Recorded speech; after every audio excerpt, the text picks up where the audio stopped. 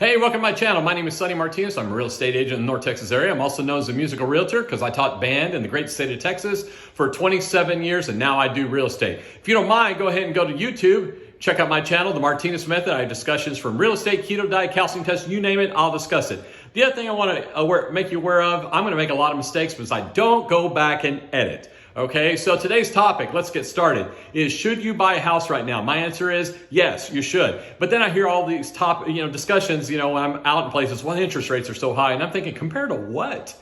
Yes, if you're comparing a year ago, yes, there's a big difference. But my parents paid 12 to 18%. And I think when I bought my first house in the year 2000, because of my credit score and stuff, first time home buyer, I would think I was around 7 and 7.5. Maybe around there too. So really, in reality, 6 something, 7 right now is not that bad. The other thing too is you can refinance. I tell people do not get into the seesaw effect. And here's what I mean by that.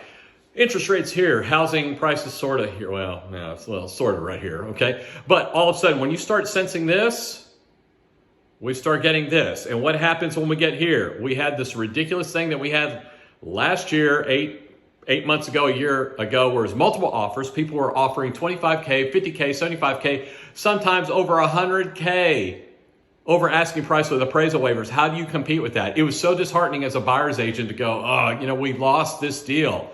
I cringe at multiple offer situations because they want, and granted, if they priced it well, fantastic.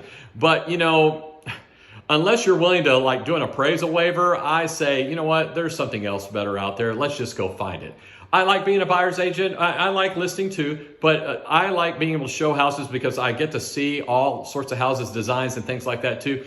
But anyway, getting back to the topic, when people say, well, the interest rates, all that kind of stuff, I just go, look, talk to your lender and find out what you can afford comfortably a month, okay? When I got into my current home 3 years ago, I was just retiring, and I thought, what am I going to do for a second career? I'm a single household, income, things like that too. And I thought, am I going to be able to afford my bills and mortgage and all that? My retirement was barely covering my bills plus a hamburger once a week. So I was like going, okay, I'm not going to be able to do this. And well, now 3 years later, I'm thinking myself going, thank goodness I bought when I did, because the person across the street buying the same house their mortgage is twice as much as mine is right now.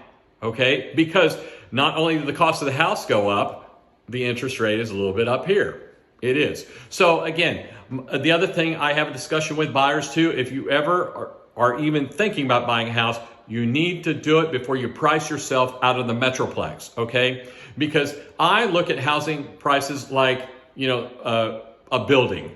Now we're on the second floor. A couple years later, we're going to be on the third floor. And it's just going to shift. And it's going to shift. Do you know how hard it is to buy a house around $200,000 in my area?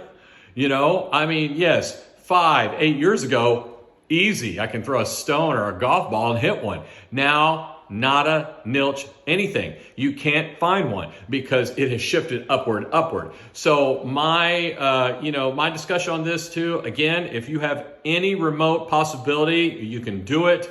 Buy that house now. 3 years from now, you'll be thanking me going, thank you. I'm so glad I bought when I did, because I hear that from my clients now. They go, I'm so glad I bought when I did, because it's crazy now.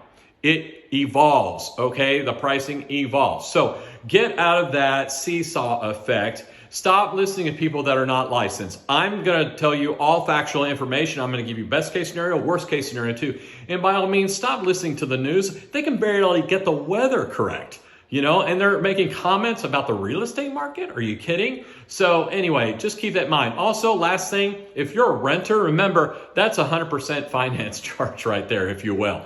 Okay, so be cautious with that too. I know you're comfortable with that rental, whatever, that range. But, a friend of mine told me that she got notified that her rent was going up $400 the next term, and I only mentioned that because the news said, rent prices are getting lower and lower. No, they're not. If you're still on a year lease, you're paying the same thing you did 6 months ago. If you're getting a new lease now, it may be like $100 less. But when everything goes up again, taxes go up, everything goes up, economy, whatever, okay, your landlord is not going to take the brunt of that. They're going to give it to the renter. So keep that in mind. If you have any questions about buying a home or anything at all, 817-692-8318 or sonnymartinezrealtor@gmail.com. I also have a website, sunnysellsnorthtexas.com. If you hit the search, it's associated with MLS. Everything's all current. Please look it up. Call if you need to. I'll be happy to get you to the right people that you need to, but you need to be comfortable with that purchase. Again, talk to a licensed agent to get the information and the facts. All right, thank you for watching my video.